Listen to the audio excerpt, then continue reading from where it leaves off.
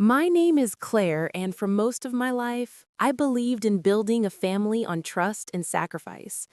I grew up in a small town where money wasn't abundant, but love and loyalty meant everything. That's how I was raised. I carried those values into my marriage, thinking that if I gave my all, my time, my effort, my heart, then my husband would do the same. For 12 years, I believed I had a good marriage with David. He was charming, ambitious, and the kind of man who could make anyone believe in his dreams. That's how he won me over in the first place.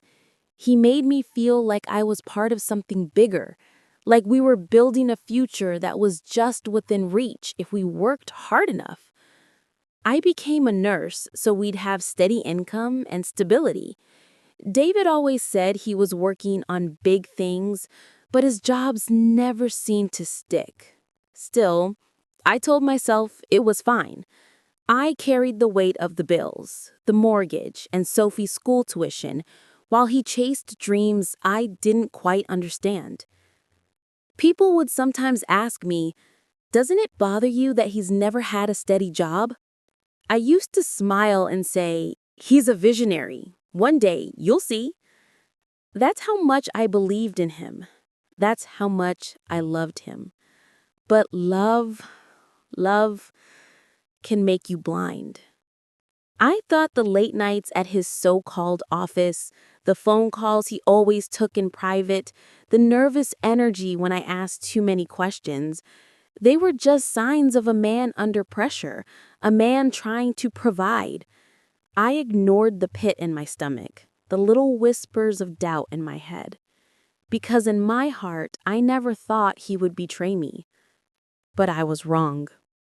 Terribly wrong. I didn't realize that everything I had worked for, every sacrifice, every dollar I had saved, was about to be stolen from me by the very man I trusted most. And it all began with the pitch. His big opportunity, the one that would cost me $150,000 and nearly destroy my life. But what I didn't know then was that losing the money wasn't the worst part. No. The worst part was discovering the truth about my husband and the revenge I would take to make sure he paid for every single lie. It was a Thursday night. I remember because I had just finished a 12-hour shift at the hospital and my whole body ached.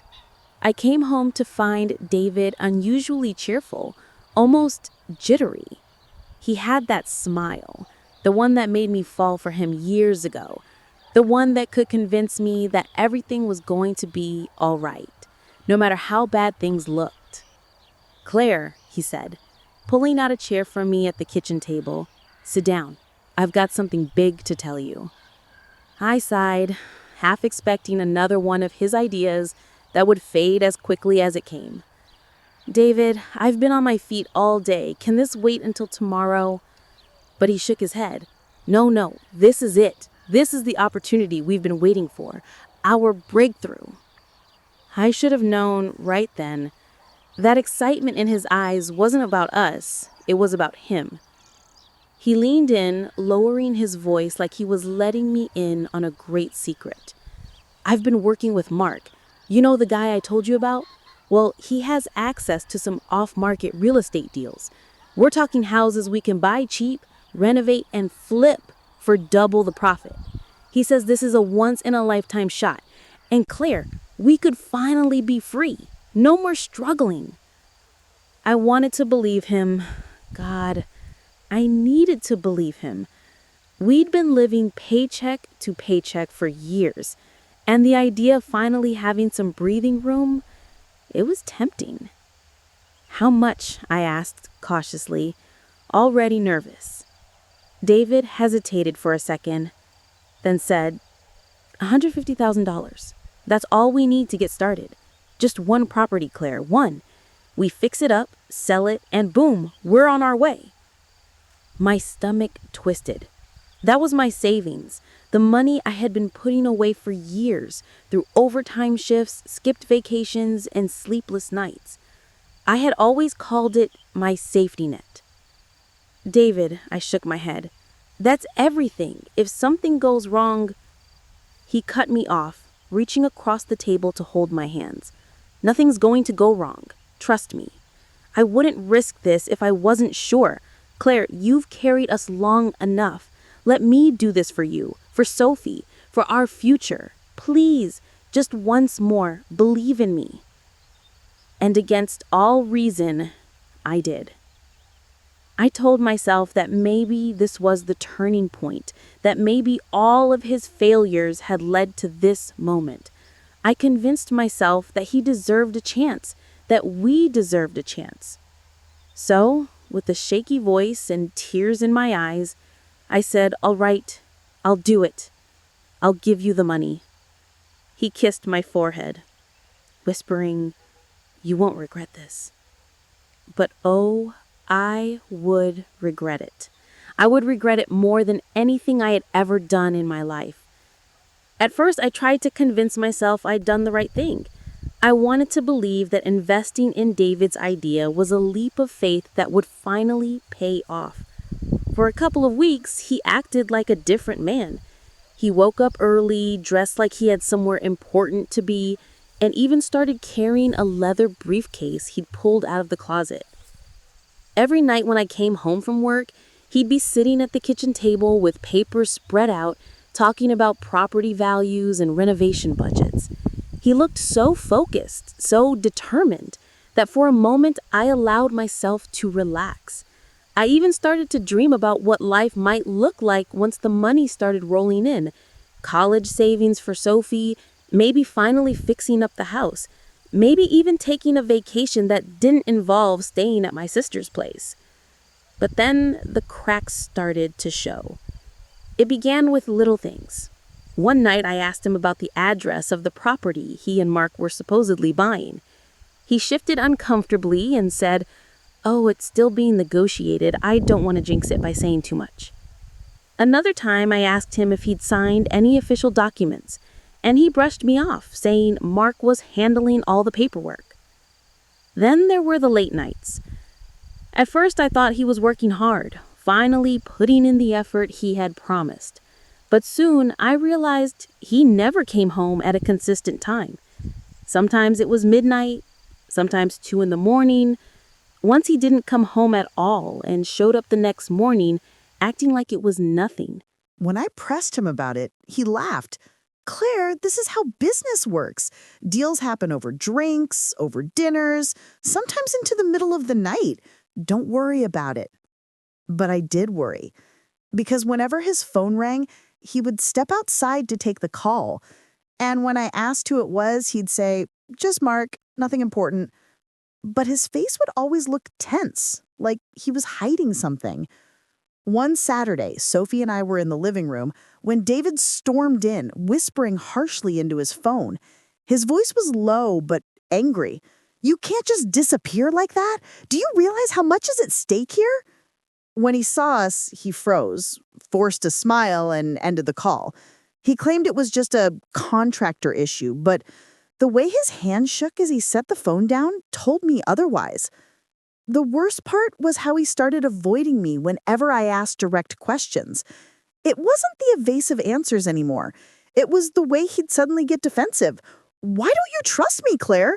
After everything I'm doing for this family, the least you could do is support me." I wanted to scream, "I gave you my life savings. How much more support do you need?" But instead, I swallowed the words. Because deep down, I was terrified of what would happen if I admitted out loud what I was beginning to suspect, that maybe this whole thing wasn't real. One night, after he went to bed, I opened his briefcase. Inside were a few property brochures, but none of them looked official. There were the kind of glossy papers you pick up at open houses, not contracts for investments worth hundreds of thousands of dollars. There were also scribbled notes that made no sense, random numbers, half-finished addresses, names I didn't recognize. My heart sank as I realized I couldn't find a single legitimate document to prove this business was real. And yet, I still tried to convince myself. I told myself he just wasn't good with paperwork, that maybe Mark really was handling everything, that maybe, just maybe, David was finally about to pull off something that would change our lives. But then Rachel, my sister, came over for dinner one night, and she could see the worry written all over my face. She pulled me aside and asked, "Claire, are you okay? You look exhausted." I told her about the investment, about how David was working with this guy named Mark, and how everything was supposed to pay off soon. Rachel's face darkened immediately. "Claire, this doesn't sound right. Has he shown you any proof? Any contracts?" I shook my head. "Then what makes you so sure this isn't just another one of his schemes?" Her words hit me hard because I'd been asking myself the same thing in the quiet hours of the night, but saying it out loud felt like betrayal. "I wouldn't do that to me," I whispered, almost to convince myself. Rachel placed her hand on mine and she said, "You've given him everything. Don't let him take this from you, too." I brushed her off that night, but her words lingered in my mind, and soon I wouldn't be able to ignore them anymore. Because the red flags weren't just whispers anymore. They were screaming at me, louder than I could bear. Rachel's warning clung to me like a shadow. I tried to shake it off, but every time David brushed aside one of my questions, her voice echoed in my head, "Don't let him take this from you too." The very next week, the tension between my family and his began to boil over. We had Sunday dinner at his mother Linda's house, something we'd done countless times over the years. Linda had always been the kind of mother-in-law who believed her son could do no wrong. To her, David was the golden boy, the genius, the dreamer. And me? I was the woman who should have been grateful to be married to him. That evening, as we sat around her polished oak dining table, Linda looked across at me with that patronizing smile. "So, Claire, I hear David is finally getting his big break. Isn't it wonderful?" I forced a polite smile. "Yes, he's been working on something." David jumped in, puffing out his chest. "It's not just something, Mom. This is it. I told Claire already. This is going to set us up for life." Linda beamed with pride, like she had personally raised the next real estate tycoon. Then she turned to me, her tone shifting. "I hope you're being supportive, Claire. A man needs his wife behind him if he's going to succeed." Her words cut deep, not because of what she said, but how she said it, like she was accusing me of being the obstacle in his way. I clenched my fork and managed to reply, "I've supported him for years. I've put everything into this family." David shot me a sharp look, one I knew well. It was the silent warning that said, "Don't you dare challenge me in front of my mother." So, I shut my mouth. But Rachel wasn't as good at biting her tongue. She happened to be there because she'd come along to see Sophie, and she didn't hesitate to speak up. "With all due respect, Linda, support isn't the issue. Proof is. Has David shown you any paperwork, any contracts?" The room went dead silent. David's eyes narrowed, and Linda bristled like Rachel had just insulted the entire family name. "How dare you suggest my son would lie? David has always been ambitious. Not everyone understands vision." Rachel laughed bitterly. "Vision is one thing. Gambling with other people's money is another." David slammed his hand on the table, making the silverware rattle. "That's enough. I won't sit here and be disrespected in my mother's house. Claire believes in me, and that's all that matters." But in that moment, I realized something chilling. I was being pulled into a corner. Linda would defend David no matter what. Rachel was on my side, but her voice only made me look disloyal in front of his family. And me, I was trapped between keeping the peace and acknowledging the growing storm in my chest. After dinner, as we drove home, David's silence was suffocating. His grip on the steering wheel was tight, his jaw clenched. Finally, he muttered, "You need to get Rachel off my back. She's poisoning you against me." I turned to him, anger boiling in my veins. "She's just worried, David. And maybe she has a right to be. You still haven't shown me anything concrete about this investment. His knuckles whitened on the wheel. Do you want me to fail? Is that it? Do you want to be able to say, I told you so when things go wrong? I shook my head, feeling both exhausted and defeated. No, David, I want to know the truth. He didn't answer. He just drove, staring straight ahead like I wasn't even there. That night, as I lay awake staring at the ceiling, I realized how alone I really was. My husband saw my questions as betrayal. His mother saw me as the problem. And even though Rachel wanted to help, her support only drove a deeper wedge between me and David. I felt trapped in a house that didn't feel like home anymore, with a man who swore he loved me but was beginning to look like a stranger. And deep down, I couldn't shake the gnawing fear that I was about to lose everything. It happened on a Tuesday evening, one of those days where everything felt just slightly off. Sophie had gone to bed early after finishing her homework, and I was sitting at the kitchen table, sorting through the pile of mail I hadn't had time to open. Bills, coupons, junk, the usual. And then I saw it. A letter from the bank. At first, I almost tossed it aside, thinking it was just another statement, but something about the bold red lettering across the envelope made me pause. Important account information, immediate attention required.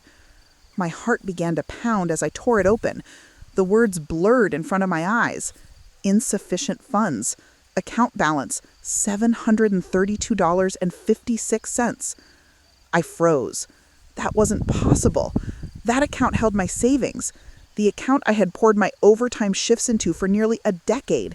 There should have been nearly $150,000 sitting there, untouched, except for the transfer I'd made to David's business. I read the statement again and again, my breath catching in my throat. All that money, gone. My hands trembled as I flipped through the rest of the pages. Withdrawal after withdrawal, large sums, thousands at a time, transfers to an account I didn't recognize. I felt the blood drain from my face. When David came home that night, I was waiting for him at the kitchen table, the letter spread out in front of me like evidence in a trial. What is this? I demanded, my voice shaking. He glanced at the papers, then back at me. His smile didn't reach his eyes. It's fine, Claire. Don't get yourself worked up. Fine, my voice cracked. Our savings are gone, David. Every penny. Where is it? Where's the money? He sighed like I was a child throwing a tantrum. It's invested, Claire. This is how it works. You move the money into holding accounts. You transfer it around to lock in deals. It's all part of the process. But something in his tone made my stomach twist. There was no conviction in his words, just excuses.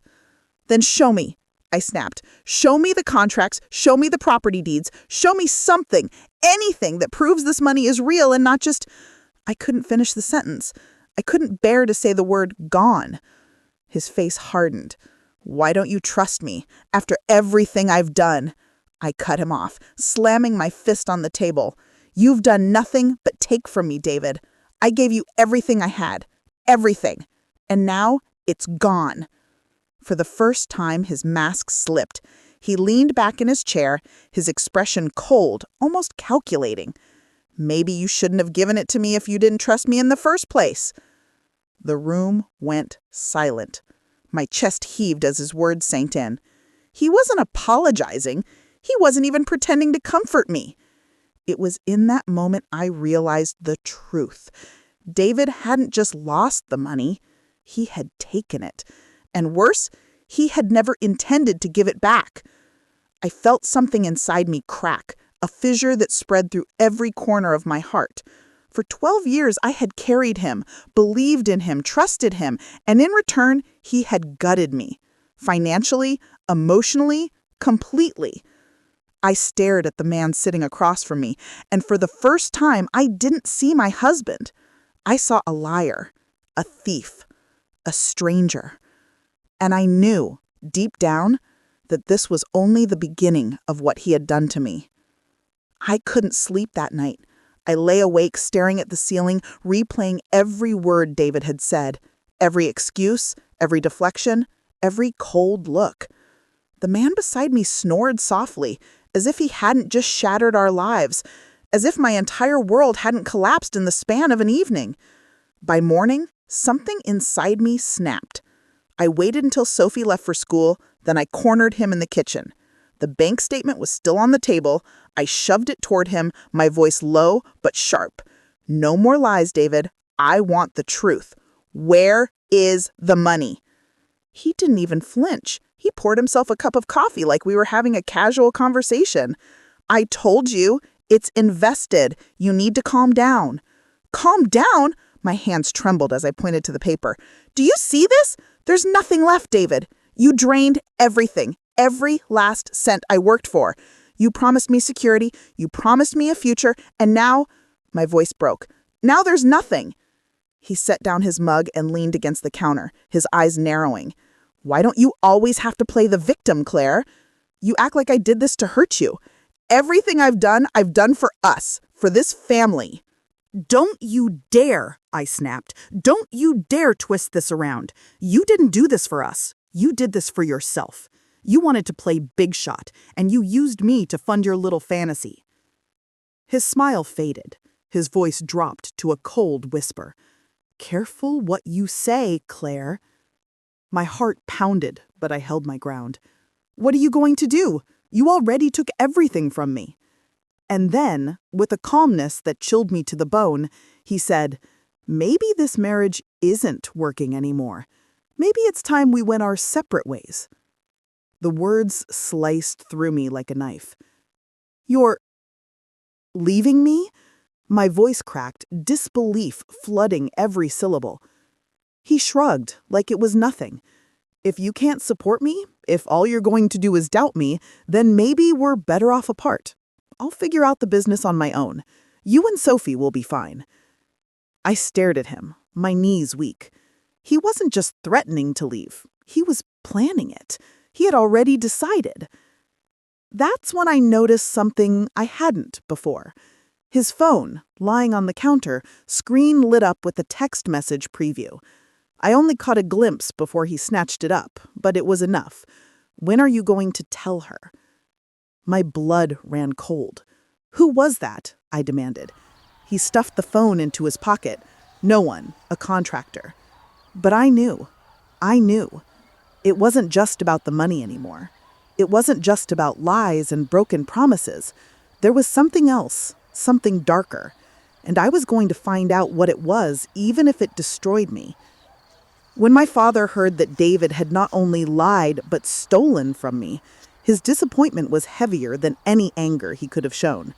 He sat me down in the kitchen, his hand resting over mine, and said quietly, "Sweetheart, if you let this man take both your money and your spirit, he wins twice.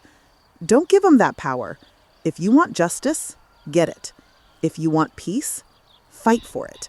But don't you ever let him walk away thinking you're the fool." Those words lit a fire inside me. For the first time in years, I didn't feel like the weak wife begging her husband for crumbs of honesty. I felt like a woman who had been stripped down to nothing and was finally building herself back up, piece by piece. I began carefully. I pulled every bank statement, every receipt, every email. I called the business partners he claimed had been working with us, and most of them didn't even know my name. One even said, "David? Oh, honey, I wouldn't trust that man with a lemonade stand." Piece by piece, the truth built a mountain. He had funneled my inheritance into shell accounts, gambling debts, and shady ventures that looked more like money laundering than investments. And the worst part? His sister, Elaine, knew it. She had been signing some of the documents right beside him. The betrayal cut me open all over again. Elaine had smiled in my face, eaten at my table, held my hand during holidays, all while knowing my life savings were being siphoned away. I could have screamed, but instead, I smiled when I saw her the next time.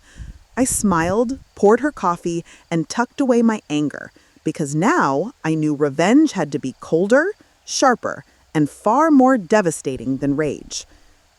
I met with a lawyer, quietly, carefully. He listened to my story, scanned through the files I had compiled, and looked at me with raised brows. He said, "You realize you have enough here to not only divorce this man, but to ruin him legally and financially. If we play this smart, he won't see it coming." I didn't want just divorce papers. I wanted the kind of justice that made sure David could never destroy another woman's life the way he had destroyed mine. The first step? Pretend like I knew nothing. So I slipped back into my role as the trusting wife. I kissed his cheek when he came home late, pretended to believe his excuses, even acted grateful when he handed me small checks from the business to keep me satisfied. But behind closed doors, I was laying the groundwork for his downfall. I filed quiet motions through the lawyer. I shifted a few of my own funds into a private account he didn't know about. I documented every conversation. And slowly, I even befriended one of his so-called business partners, a man who confessed after a drink too much that David had been lying to all of them, not just me. It was almost poetic. The man who thought he was playing everyone was about to be cornered from all sides, and the only one smiling was me. But just when I thought I had everything under control, I stumbled across something I wasn't prepared for. An email chain that revealed not only financial lies, but a personal betrayal so deep that my hands shook as I read. And that's when I realized this wasn't just about money anymore. It was about every single time David had made me feel small, stupid, and disposable. And now, I had the chance to take everything back. The email should have been just another boring thread, name, date, subject line. But when I opened it, the room tilted like someone had shoved me from behind. The subject read, "Settlement and Exit Plan, Draft." It was from Mark, and it was addressed to David, Elaine, and a handful of other names I only half recognized. I read the first line and felt sick. If Claire starts asking questions, we need the paper trail and the appearance of legitimate losses. Offshore transfer in 2 phases. Linda will say we were protecting family assets. My hand flew to my mouth. Linda, my mother-in-law, the woman who had smiled over roast chicken and told me I should be more supportive, the woman who had praised David at every Sunday dinner. She'd been part of this. I kept reading. The emails were clinical, detached, like plans for a business sale, not the destruction of a person's life. Set up Shell LLC, transfer funds to escrow, file for renovation delays and default on loans to justify insurance claims. Sophie custody plan, leave small retainer for Claire, she'll be tied to house debt, more likely to settle. Exit to Florida in 3 months. New identity paperwork ready. 3 months. My chest tightened. Exit, new identity. The words blurred. I saw 1,000 tiny moments flashing at me. The way he held my hand the night he proposed. The lullabies he pretended to sing when Sophie cried. The way he kissed my forehead when I left for a shift. All of it staged, like a play I'd been starring in without a script of my own. I remember dropping to the kitchen chair, the email trembling in my hands. My daughter's toothbrush was upstairs in a cup on the bathroom sink. Sophie was 10 years old, and somehow in the midst of this plan, they had considered how to handle custody as if Sophie were a chess piece. I wanted to throw up. I wanted to scream. Mostly, I wanted to wake up and find the whole thing was a nightmare. But nightmares don't send carefully worded exit plans. Real people do. And real people, my husband, his sister, his mother, and that man, Mark, had written them. I called Rachel first. I didn't trust myself to talk to anyone without my voice cracking. "He's planning to leave," I said, the words tumbling out like I was trying to expel poison. "He's planning to run. There's an email. Mark wrote it. They're moving money offshore. They'll make it look like legitimate losses. Linda's involved. Elaine signed papers. They even talk about what to say if I ask questions." There was a long silence on the other end. Then Rachel whispered, "Oh my God, Claire, you have to be careful." Careful. It felt like the stupidest word to use when my whole world had been rearranged into a trap. But Rachel was right. There was strategy in shock. There was power in patience. I kept rereading the email, hunting for anything else that would help me. Another thread contained a scanned document. My signature, sloppily reproduced, on a loan application I never knew existed. Forged. There were PDFs of checks cleared to accounts with names like Prima Holdings LLC and Cedar Ridge Partners, accounts I'd never heard of. The transfer record showed amounts that matched the holes in my savings. My money had been parceled out layer by layer until there was nothing left. One line made me want to tear the house apart. Keep her in the dark. Let her think she made the choice. It's better for PR and custody. They had crafted a narrative where I looked unstable, irrational, even greedy, anything to make the coming legal battles easier for them. It was deliberate. It was cold. It was the kind of cruelty you only see in movies until you realize you're the protagonist. That afternoon, I watched David through the window as he left for a meeting. He hugged Sophie on the porch like a father in a Spielberg movie, slow, tender, unforgettable. She waved at him, and his smile for her was perfectly practiced. I wanted to sprint across the yard and grab her and never let him near her again. But I didn't, because the email told me why. If I snapped, if I did anything dramatic, they had a whole roster of explanations ready. Stress, instability, poor judgment. They would paint me as the irrational one. And then what? Sophie would be the daughter who had to live with the father who had vision. I couldn't let that happen. So I sat down at my computer and wrote my own list, not of accusations, but of evidence. Date, time, document name, screenshot, witness. Every message I'd found, every transfer I'd traced, every forged signature, I logged it like a forensic investigator. My hands steadied as I worked. There was a weird clarity that came with knowing exactly what they had done. Names, dates, accounts, these were things I could show a judge. This was not just rage. This was paperwork. This was survival. That night, I pretended everything was normal. I made Sophie pancakes, I tucked her in and kissed her sleepy forehead. I let David think I was naive and obedient. He told me about a big meeting with Mark and some investors. He used the word finalizing so many times it sounded rehearsed. I nodded, asked the right questions, and wore the face of the woman who still believed in him.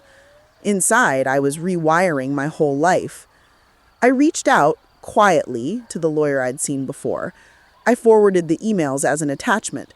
He replied with a single line that both comforted and terrified me. You have more than enough for civil action and criminal referral, but you must be strategic. They'll move faster than you think. Faster than I thought. The words crawled across the screen like an insect. They'd already plotted to be gone in 3 months. If I moved too slowly, their plan would be executed and I'd be left holding a house mortgage, a dwindled bank account, and a reputation they'd polished for me to wear like a noose. So I began to accelerate, not recklessly, carefully. I opened a new bank account in secret, funneling small amounts I could spare into it. I changed a few passwords. I printed copies of every incriminating email and hid them in a safety deposit box under my maiden name. I set up an anonymous email account to contact Mark's lesser-known associates. I needed them rattled. I needed them talking. And I did something else I never thought I would. I leaned on Linda. Not openly, not with accusations, but with a kind of soft probing that brought out more than she intended to give. I cooked a casserole and took it to her one Sunday, the way daughters-in-law sometimes do. We talked about Sophie and her piano lessons. Linda's eyes softened, and for a moment I saw a crack in her armor. She mentioned a tax strategy David had described, a vague comment about protecting family assets that sounded exactly like the language from the email. She laughed it off as business talk, but like an animal sensing weakness, I pressed. Linda, I said, casual, have you noticed anything odd with the house paperwork? Anything David's been doing? She hesitated. I could see the little battles cross her face, the desire to protect her son, The shame that maybe she had been complicit. "Claire, you worry too much," she said finally, but it was different. It was no longer the automatic defense she'd given before. The crack in her voice told me she knew more than she let on. When I left her house, my head buzzed with new possibilities. If I could nudge Linda, just a little, maybe she'd reveal something concrete. Maybe she'd mention a name or recall signing a form or stumble over a detail that would make her testimony useful. People who thought they were protecting family often left breadcrumbs. I would follow them until I found the whole loaf. That night, I sat on the couch with the email glowing on the laptop screen and felt something fierce and foreign. Not just rage, but a meticulous hunger for justice. I wanted him to look at me in court and have nothing left to hide behind. I wanted the world to see the husband who smiled at his daughter and plotted his wife's ruin. I wanted him stripped of every lie. And I wanted to make sure Sophie could grow up knowing the truth, eventually, so she wouldn't inherit the same blindness I once had. The betrayal had changed everything. What had started as a path to recover my money turned into a mission to expose every rotten part of the person I trusted. The stakes were higher now because it wasn't just about money. It was about Sophie's life, my dignity, and the future I would refuse to let him rewrite. So I rolled up my sleeves and got to work. When the email hit my inbox, my world became a map of exits, dates circled, names highlighted, accounts traced. I could have stormed into the open like a wild animal and torn everything apart. I could have screamed, called the police, overturned tables. But the more I thought about it, the more I realized their plan relied on me being dramatic. They wanted me to be the firework, the spectacle. They'd planned their escape around my outrage. So I decided to be the opposite. I would be quiet, calculated, patient. I would become the kind of danger they never saw coming. The lawyer leaned forward across the desk and told me the cold truth. You have to make sure their exit is impossible. If they move funds offshore, we subpoena. If they sell property, we file injunctions. But you have to have the timeline. You have to force them into mistakes. That's when the strategy came into focus. It wasn't about raw fury. It was about pressure. Legal pressure. Social pressure. The kind that corrodes the bravest of liars. I would squeeze them until they cracked. Step 1. Secure Sophie. I spoke to a child custody specialist quietly. I kept my pediatrician and Sophie's teacher in the loop. Nothing looked official, nothing that could be used against me, but enough to document Sophie's routine and stability. I set aside copies of Sophie's school records, extracurricular schedules, even the list of friends who could testify about her daily life. As David tried to paint me as unstable, the paper trail would speak louder than his polished vows. Step 2. Freeze the money. The lawyer filed emergency motions the way a surgeon cuts to the bone. Under his guidance, I submitted a request to the bank for an immediate fraud investigation into transfers out of my account. I provided the emails, the forged documents, the transaction history. I signed affidavits late at night, my pen moving like a metronome, steady and relentless. The bank put a temporary hold on accounts flagged as suspicious. It wasn't everything, but it was the first wound I gave them. I watched, waiting to see how they would react. Step 3. Flip the partners. I knew I couldn't beat Mark and Elaine by myself. I needed someone from the inside to crack. So I started small. Anonymous emails, casual messages planted through an account I'd created, barely a whisper. Are you sure David has your best interests at heart?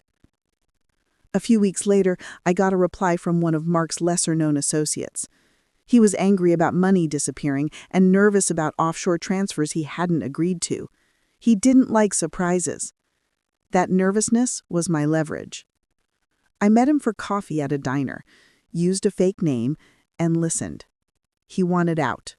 He wanted protection. I offered him a lifeline. Not cash. I couldn't give money I didn't have, but something far more valuable. A route to safety through my lawyer, and the promise that if he cooperated, his testimony would be considered. In the end, human beings always look out for number one. He gave me names, dates, a phone number that belonged to Mark. From there, it was a slow, steady push. I baited Mark with small, innocuous messages, enough to make him paranoid and reckless. I leaked a rumor through one of his acquaintances that the bank had frozen one of the Shell accounts. Mark responded predictably. Panicked calls, frantic texts, a meeting request in a cafe that smelled of burnt espresso and fear. I arranged the meeting through the associate. I didn't go. I let the associate wear a wire. He sat across from Mark, pretending to be a small-time investor. Mark, tipped off and terrified, started to talk. He talked about transfers, about phasing funds, about a contingency plan if the wife started asking questions. The recording was shaky, informal, the kind of thing that, in court, sounds damning because it's a person forgetting to keep his guard up. Step 4. Pressure the family. Linda was the fault line I'd learned to prod. I continued my small kindnesses. Casseroles, help with her grocery lists, mention of Sophie's recital dates, as if I were the daughter she'd always wanted. Her guard cracked.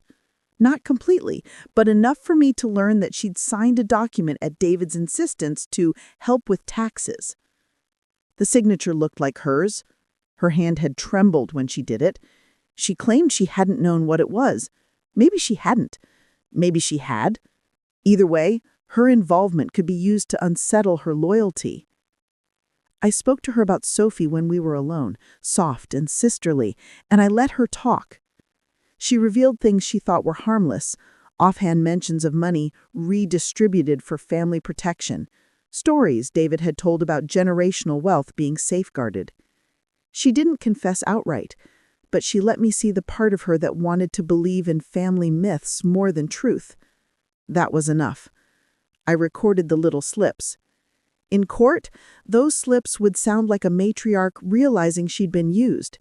In public, they would stain the careful portrait of family unity they'd painted. Step 6. Build the narrative. I worked with the lawyer to shape the story we would tell to a judge and, if necessary, to the press. It would not be a messy, weepy tale of a betrayed wife. It would be precise, chronological, paper-backed. It would show intent, motive, deception. The emails were the spine. The forged signatures were the ribs. The recordings were the breath that would animate the skeleton and prove their plan had been real and malicious. Step 7. Play the long game. There were nights I wanted to burn the house down with the truth as the kindling. There were moments when I stood in Sophie's room and imagined taking her away and starting fresh somewhere the sun rose on a different coast. But I held back. Every move I made was like a chess piece, and losing my temper would be like tipping the board. I wanted a checkmate, not a brawl. So I tightened the noose. I leaked a carefully worded tip to a reporter who'd covered local corruption once. I handed them a sanitized packet, no raw emails, no private details, just enough to pique curiosity. Local businessmen under investigation for financial fraud tied to personal relations. They called, they asked questions, they wanted to know more. I fed them the narrative in stages, small, verifiable facts that would lead them to dig. Media attention would complicate any quiet getaway. If Mark or David thought they could slip away unnoticed, they'd be wrong. Step 8. Force their hand. As the bank held accounts and the lawyer prepared subpoenas, Mark began to crack. He called more often, angry, desperate, begging the associate to stop talking. He started to pressure David. Their messages turned ugly. David, who had always been the calm charmer, began to sound frantic in the threads I intercepted. The fabric of their plan frayed. One night, in the glow of the computer screen, I watched David pace and speak into his phone, voice clipped. He used the same rehearsed phrases the email had outlined: protect family assets, create plausible losses, control the narrative. That phrase, control the narrative, stung. I would take that control away from him. I would make sure the narrative was mine. Step 9. The sting. The day we filed for divorce, I felt neither vindictive nor relieved. I felt cold and strangely calm. We sat in the lawyer's office, and David read the papers like a man skimming over instructions for a task he expected someone else to perform. He called me dramatic. He called me vindictive. He called me many names men call women when the power balance shifts. But the legal motions were already in motion. The bank had frozen key accounts. The press had started asking questions.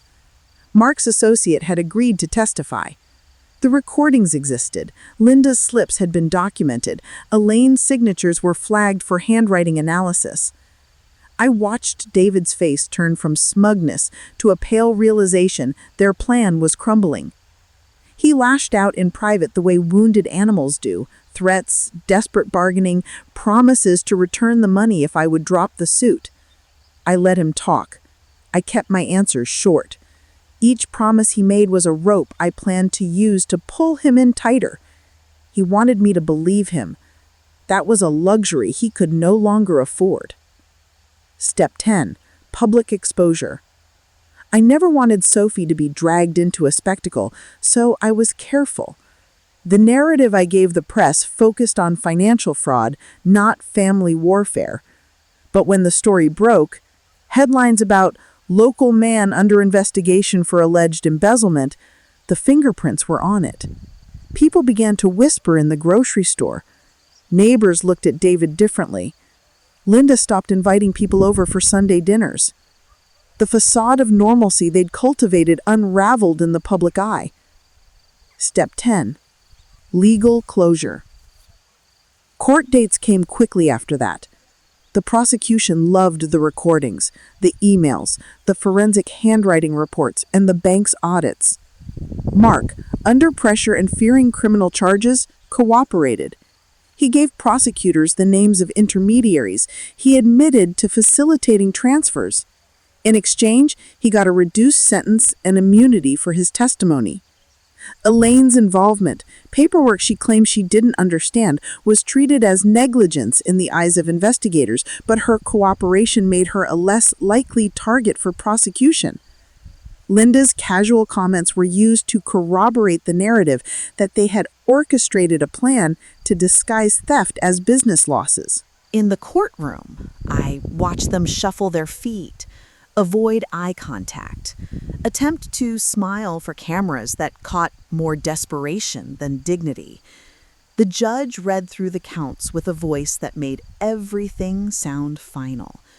I listened to the prosecutor outline the scheme like a story, and for once, I wasn't the protagonist of a tragic play.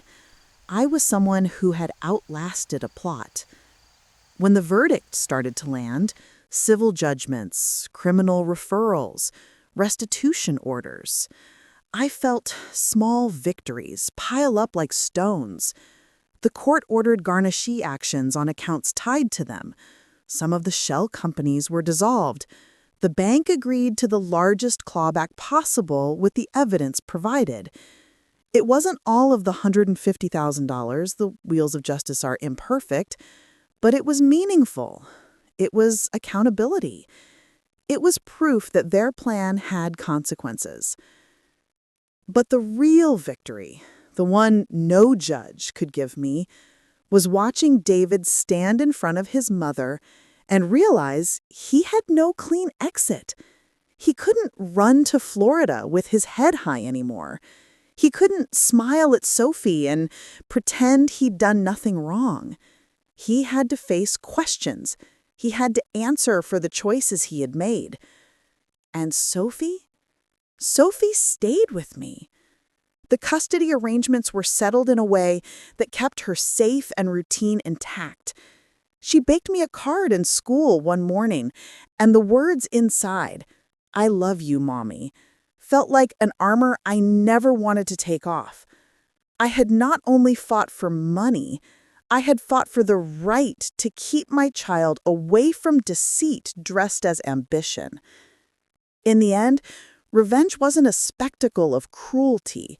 It was a quiet, methodical unmasking. It was paperwork and subpoenas, recordings and bank holds. It was a woman who learned how to wield the legal system and the court of public opinion without losing herself in the process. I didn't humiliate them for sport. I stripped away their lies piece by piece until nothing pretty was left to hide behind. When it was over, when the last order was signed and the final account was partially recovered, I sat on the back steps of the house and cried. Not the hysterical sobs of the first week, not the rage-filled tears that burned like acid. These were relief tears. They tasted like metal and rain. They tasted like the end of something poisonous. I had won the case and lost a marriage. I had clawed back some of what was mine and found the rest of myself in the process. The house felt quieter now, but honest. Sophie laughed in the kitchen that evening while making a mess with pancake batter. And for a second, the noise of her joy was all the vindication I needed.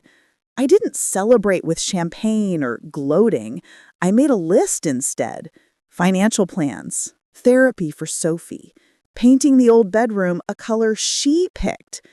I took back small joys that had been rationed out to me for years. A weekend at the lake with Rachel, a short trip alone to the coast to breathe deep and remember who I was before his lies. Revenge had been a tool. I used it to protect what mattered and to teach myself I wasn't helpless. I had thought my life would be ruined forever by that $150,000. Instead, I found out how much stronger I could be when I refused to be a victim. And while the scars of betrayal would never fully fade, each day after felt like a small stitch towards something like peace.